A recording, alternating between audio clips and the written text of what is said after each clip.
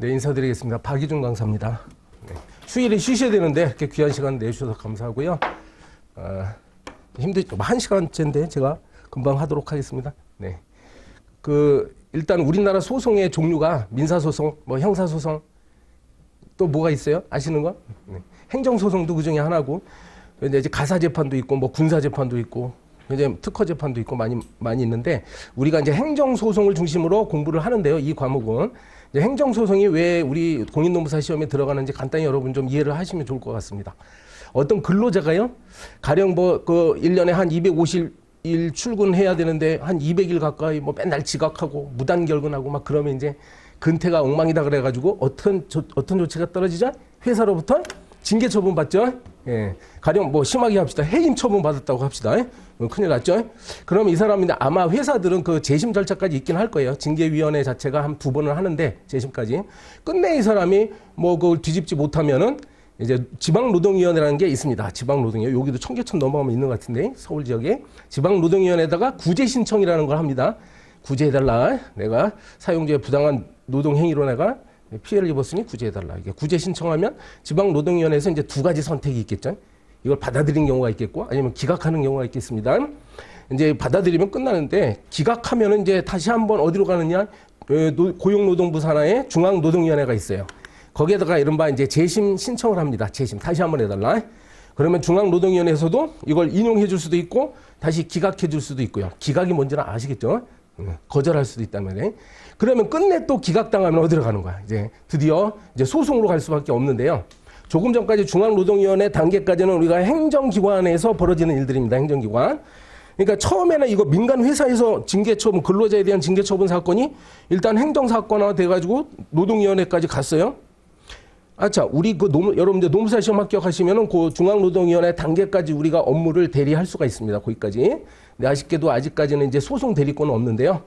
우리가 이제 업계에서 계속 노력하고 있으니까 여러분 합격만 하시면 나중에 소송 대리권 변호사로부터 빼앗아 올 수 있어요. 나중에 노동의 전문가들이 그 소송 대리 해야지. 아무튼 그 소송으로 가면 그게 바로 행정소송이란 말씀입니다. 이게 서울시에서 벌어진 일이라면은 서울행정법원에서 하고요. 그 다음에 가령 경기도에서 벌어진 일이다 그러면 경기도 수원 거기 관할 지역에 수원 지방법원이 있다고 하면 수원에서 벌어졌어 그러면 수원 지방법원.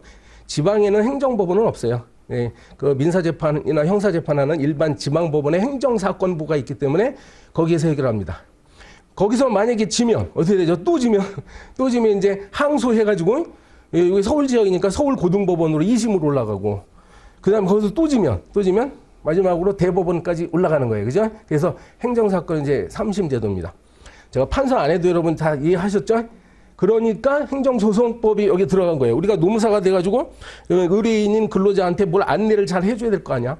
우리가 물론 이제 중앙노동위원회 단계까지만 업무를 대행을 하지만 전체적인 구제 절차를 알고 있어야 되잖아요.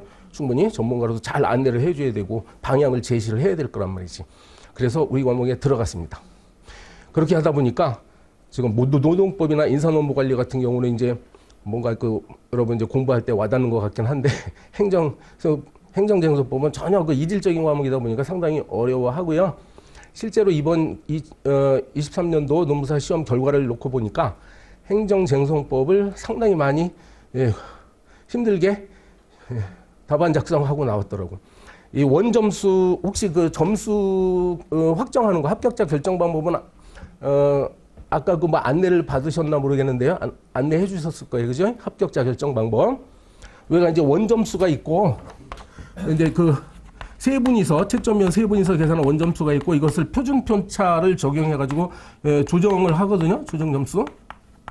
우리가 이제 60점은 넘어야 된다고 생각을 하시면, 조정점수 합격하려면 60점 넘어야 되죠. 이번에 행정쟁송법이 41점이 60점이에요. 그래서, 100점 만점에 41점이 60점이라는 얘기는 무슨 생각 나십니까? 그러니까 채점위원들이 되게 대학교 교수님들인데, 교수님들 시각에서 보면은, 마음에 드는 답안지가 거의 없다는 거지, 그치? 100점 만점에 40점이 원래 과락이잖아. 그러면은 지금 요게 노무사 시험 합격점이 60점인데, 겨우 과락을 넘긴 답안지가 합격자가 된 거야. 그러면은 제가 숫자는 정확히 모르겠지만 원 점수가 40점도 안 되고 예를 들어서 20점대, 30점대에 얼마나 많은 사람들이 몰려있겠어요. 그죠? 이게 시사하는 바는 우리가 열심히 공부를 해야 되겠다. 응? 진짜. 저희 강사 입장에서도 지금까지 그랬지만 앞으로 더 이제 겸허한 마음으로 여러분께 잘 가르쳐 드려야 되겠다. 이런 생각을 이번에 또 했습니다. 그리고 학생분들도 어렵지만 어떻게든 합격을 하려면은 차라리 행정쟁송법을 전략 과목으로 삼으셔가지고 남들이 어려워하잖아. 어려워하니까는 나는 조금 더 하면은 이제 합격이 더 쉽지 않을까. 이게 역발상으로 잘 생각을 하세요. 그죠? 아침에 이거 출근하다 어떤 그 경제학자가 인터뷰한 내용을 읽으면서 출근했는데 그 사람이 아주 통계를 봤대요. 그러니까 사람 인생은 오히려 80%가 운이라고 그러세요. 80%가 운이래요. 우리 시험도 마찬가지야. 일단 열심히 해놓고 그때 누가 출제위원으로 들어갔는지 누가 채점을 하는 건지 그 다음에 그 해에 어떤 수험생 집단이 같이 시험을 보는 건지 여기에 따라서 결과가 많이 달라질 수는 있어요. 근데 우리가 그건 통제할 수가 없죠. 우리가 오직 할 수 있는 거는 뭐죠? 오로지 공부를 열심히 해서 그런 어떤 변수를 이제 줄이는 수밖에 없어요. 누가 출제를 하더라도 다 맞출 수 있도록. 아시겠죠? 말씀이 길어졌습니다. 간단히 한다고 했는데 설명에서 가장 길어졌어요, 지금 제가. 네. 행정쟁송법은 이제 행정사건을 다투는 과정인데 심판이 있고 소송이 있다는 말씀을 드리고요. 자세히 설명 안 드리겠습니다. 조금 전에 말씀드렸으니까 이해되시죠? 행정심판은 그 아까 중앙노동위원회 거기를 행정심판이라고 하는 겁니다. 특별한 행정심판. 행정기관에서 하는 거예요. 네. 그러니까 이 행정사건은 이러한 과정들이 있다 이거죠. 그래서 이런 유형이 벌어지는 거예요. 건축허가 신청을 했는데 불허가 처분받았어. 그러면 이제 행정심판위원회에다가 한번 청구를 해보고 기각당하면 또 행정소송으로 간다는 뜻이에요. 이거는 이제 신청사건인데, 네. 이거는 신청한 게 아니죠. 갑자기 내가 어떤 영업자가 법을 위반했다 해가지고 영업정지 처분이 느닷없이 갑자기 떨어지는 거야. 그럼 여기에 대해서도 뭐 이의신청할 수도 있고 행정심판 또 청구할 수 있고 또 소송을 갈 수 있습니다. 그렇지? 요거는 이제 좀 복잡한 사건인데 제3자가 등장하는 사건이에요. 사람 2명 찾아보세요. 사람 2명 등장하죠. 갑하고 의 있죠. 예. 이름하여 이제 제3자유 행정행위가 있어. 어떤 사람이 수익적인 처분을 받게 되면 옆에 있는 다른 사람이 불리해지는 경우가 있을 수 있어요. 그럴 때 이게 막 사건이 복잡하게 전개됩니다. 우리 시험은 이제 여기까지 내겠죠. 대체적으로 보면 이제 3가지 이런 절차가 있는 것이고, 우리가 이제 시험범위라는 거는 출제 범위는 여기 심판법이 있고 행정소송법. 이게 이제 잘 눈에 들어오시지는 않으시죠. 이게 크게 보면 행정소송 절차는 한번 처분이 있었고 여기에 대해서 소제기를 하는 겁니다. 소제기. 소송 제기를 원고가 하고 그러면 여기에 대해서 법원에서 이제 심리를 한다 하고 심리가 끝나면 판결이 떨어지는 거죠. 그럼 판결 이후의 문제도 우리가 공부를 하셔야 돼요. 그래서 크게 보면 4가지 국면에서 공부를 하는 겁니다. 지난주인가 서울행정법원에서 판결 난 게 이런 사건이 있었는데 저기 지하철 4호선 안산 근처에 가면은 신길 온천역이라고 있어요. 신길 온천역. 근데 거기는 온천이 없는 곳이야. 온천이 없는데 역 이름이 신길 온천이니까 막 사람들이 혼동을 한단 말이야. 그래서 역을 변경하기로 결정했습니다. 그랬더니 그 주민들이 이걸 역 변경 처분 취소 소송을 제기했는데 이번에 서울행정법원에서 각하시켰다고 나왔어요. 각하. 그 말은 뭐죠? 원고가 안 된다. 당신들은 원고에 자격이 없다. 이 소송을 제기할 법률상 이익이 없다라는 거야. 그래서 그 자기가 원하는 이름이 지하철 역명으로 있으면은 기분은 좋을 수가 있는데 그것이 이 사람의 권리나 의미에 어떤 영향을 주는지, 그죠? 법률적인 이익이라고 볼 수가 없다는 거예요. 우리가 공부하는 건 바로 그런 거예요. 그죠? 케이스가 나왔는데 과연 이 사람은 소송을 제기할 수 있습니까? 이런 거 공부하는 겁니다. 금년 노무사 2번 문제도 바로 그런 걸 낸 거예요. 그건 자동차 운수사업 사건에서. 이제 수많은 그 판례들을 공부해놓고, 여러분, 이 시험 문제라는 건 하늘 아래 똑같은 시험 문제는 없습니다. 없습니다. 그러니까 책에 나오는 것들 열심히 일단 공부해 두는 거야. 그래서 이제 비슷한 사례가 나오면 그걸 응용해가지고 풀어나가는 겁니다. 절대로 인사노무관리나 경영조직론과 같은 그런 과목의 성격이 아니에요, 이 법학은.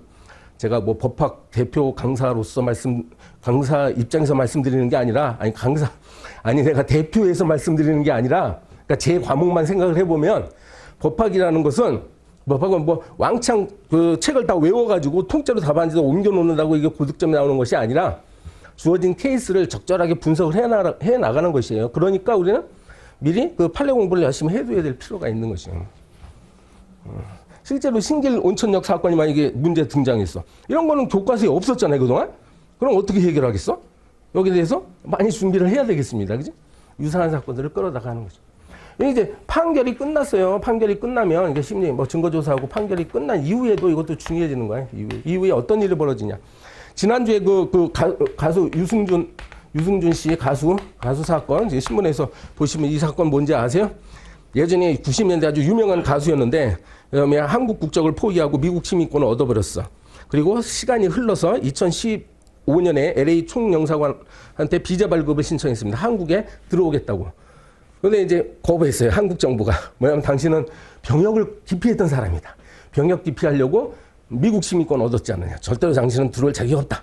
그래서 이 사람이 15년부터 계속 투쟁을 해가지고 드디어 소송 대법원에서 한번 승소 판결까지 받았었어요. 받았습니다. 벌써 몇 년 전에. 그런데 그럼에도 불구하고 한국 정부가 여전히 비자 발급을 거부했어. 그래서 이번에 또 소송제 가지고 바로 지난주인가 드디어 대법원에서 또 승소 판결 받았습니다. 보세요. 이런 일이 흔한 일은 아닌데 대법원에서 2번이나 승소 확정 판결을 받았는데 아직까지도 남은 문제가 있어요. 과연 이 유승준 씨는 그러면 한국에 들어올 수 있을까요? 어떨까요? 그지? 이런 게 우린 시험에 나올 수가 있는 거야. 그죠?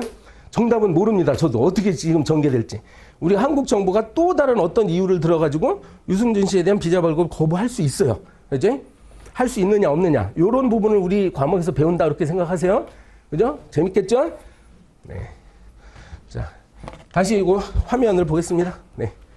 그래서 출제 경향. 이런 식으로 이제 큰 케이스가 50점짜리로 하나 나옵니다.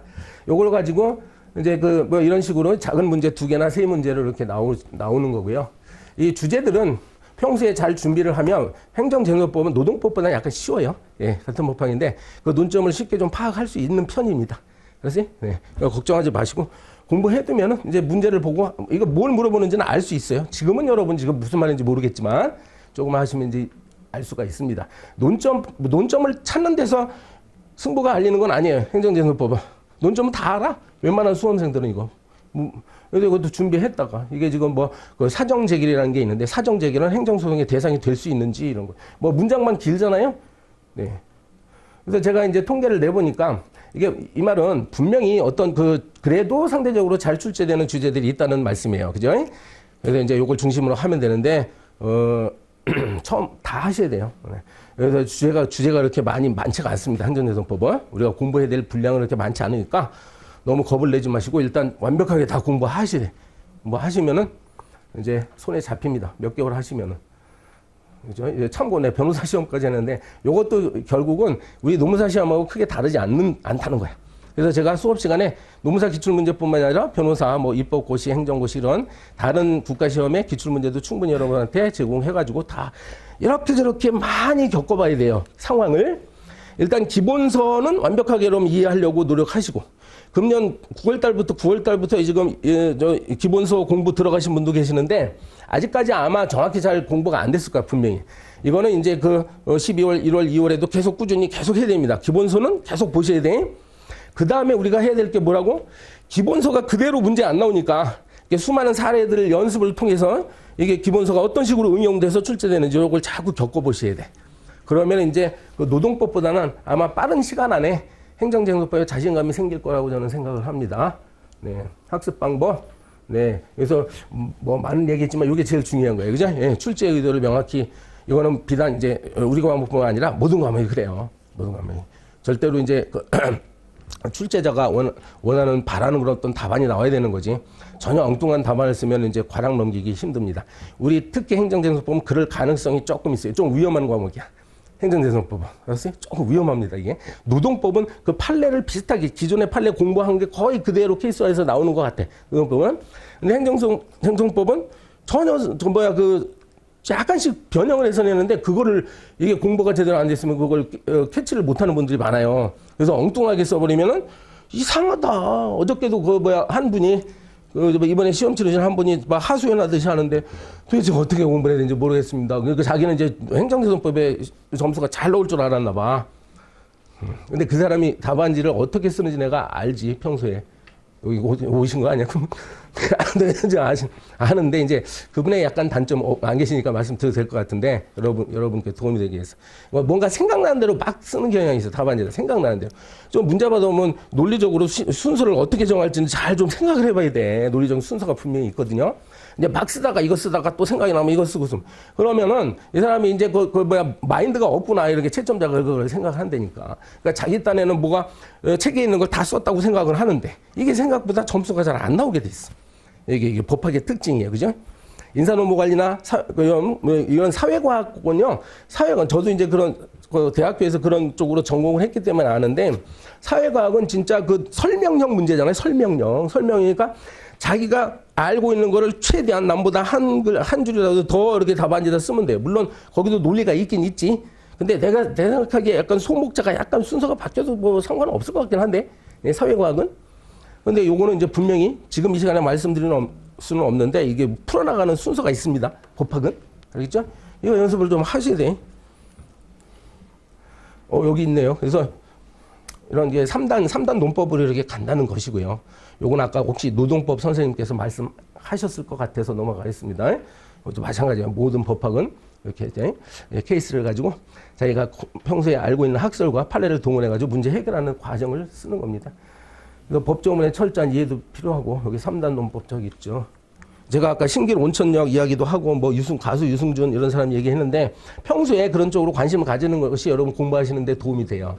그래서 심심하면 인터넷으로 그 서울행정법원 여기 검색어 집어넣어봐요. 그럼 가장 최근의 사건이 등장합니다. 저도 그렇게 해서 안 거지 이번에. 그래가지고 이게 그렇게 하는 게 좋아요. 실제로 이 책만 갖고 공부하시면 여러분 밋밋하고요. 도대체 내가 얼마나 알고 있는 건지 알 수가 없지. 그러니까 제 말씀은 아무튼 다른 과목도 마찬가지인데 제발 공부를 재미를 느끼면서 하시라는 말씀이야. 예? 하는 말씀이야. 억지로 내가 공부를 해야지. 공부가 나를 끌고 가면 안 되고 내가 동기부여를 스스로 이제 재미있게 공부하는 방법을 찾으셔야 된다는 말씀을 드립니다. 네. 네. 그래서 좋은 답안과 나쁜 답안이 분명히 있으니까요. 여러분 이제 그걸 찾아가지고 가능한 한 좋은 답안을 쓸 수 있도록 하시면 되겠습니다. 나중에 모의 시험 연습도 열심히 하셔야 돼요. 하셔야 됩니다. 저는 이제 제 과목은 제가 직접 다 첨삭을 해요. 다른 분들도 마찬가지인데 어떤 교수님들이 이제 그 다른 학원에 보면은 누구 알바생한테 맡겨서 첨삭하고 그러는 경우도 있대. 근데 저는 꼼꼼히 다 봐요. 그래가지고 여기서 여러분 혹시 악필이 본인이 악필이다 생각하시는 분은 너무 걱정하지 마세요. 채점을 이렇게 해보면은 읽혀지기만 하면 됩니다. 읽혀지면 돼요. 그거 가지고 뭐 글씨체가 이래 그러면서 일부러 감점하고 그러진 않으니까 너무 걱정하지 마시고 특히 남성분들 아시겠어요? 뭐 필체가 갑자기 바뀌지는 않지. 근데 이제 저도 이제 처음에 고등학교 다닐 때마다 악필이었는데 조금씩 이렇게 연습을 하니까 개선은 되긴 하더라고요. 근데 갑자기 1년 안에 바뀔 수는 없으니까 어쩔 수가 없습니다. 자. 그래서 1월 달부터는 제가 교재가요, 행정쟁서법 기본서는 여전히 갖고 갑니다. 사실 여기서 이제 연기가 끝나게 되는데, 기본서하고 사례 연습을 갖고 합니다. 지금부터 이제 사례 풀이로 들어가겠다는 거죠. 그래서 다시 한번 핵심 이론 이런 것들을 이제 반복 학습하는 그런 시간을 잡을 겁니다. 그 과정에서 제가 이제 여러분에게 도움이 될 수 있는 자료, 보충 자료들을 계속 제공을 해 드릴 거고요. 이게쯤 이제 봄에 가면 이제 본격적으로 이제 사례 연습 책을 붙들고서 열심히 할 거예요. 그래서 대학교 교수님과는 유사한 기출문제 같은 거 자료, 모범 예시답안 같은 것도 내드리면요. 여러분 제대로 소화를 해내서 못하는 거지, 응? 공부 자료가 부족해서 안 된다 그런 건 없어요. 알았지? 그냥 그때 빨리 강사님들이 이렇게 나눠드리는 자료들 그날 빨리 소화해놓고 넘어가야지. 이거 나중에 봐도 돼. 이렇게 해가지고 쌓아놓으면 나중에 한이 없어. 이제 점차적으로 이제 연습 문제가 이제 배점이 높아집니다. 1기, 2기, 3기로 갈수록 배점이 높아져요. 그래서 2기는 제가 한 50점 정도로 우리가 연습할 수 있도록 여러분 지금 이제 온라인으로 만약에 수강하시는 분도 이제 제출하는 기회를 드립니다. 그러면 제가 이게 첨삭해가지고 알려드리는 거야. 제 과목은 특히 제가 채점한 다음에 점수 있죠? 내가 매긴 점수를 다 우리끼리 공개해요. 우리 학생들. 물론 이제 이름은 빼고 공개를 하는 거지. 그래서 다른 사람의 점수하고 내 점수가 어떻게 비교를 하셔야 돼. 이게 필요하다고 저는 봐요. 그러면 아마 내가 어디쯤 와 있느냐 이걸 알 수 있도록 여러분 제가 해 드릴 겁니다. 그래서 3기에 가면 이제 실전 100점짜리로 이렇게 한다는 거. 한 7번, 8번 정도 이렇게 하면요. 그리고 특히 저는 이제 그 유사한 문제, 지금까지 지금 2016년부터 우리 학원에서 계속 강의를 하고 있었는데, 여기서 지금 모의고사 단계 가가지고 똑같은 문제는 없어요. 내가 계속 정말 창작의 고통을 겪어가면서 계속 좋은 문제, 새로운 문제 만들려고 노력을 합니다. 그래서 그런지 일반적인 평가가 저 박희준 교수 행정재정법 모의고사 문제는 무지 어렵다고 그러네? 괜찮아. 어려운 거로 연습해야지 뭐. 이미 다 아는 걸 가지고 하면 되겠어요?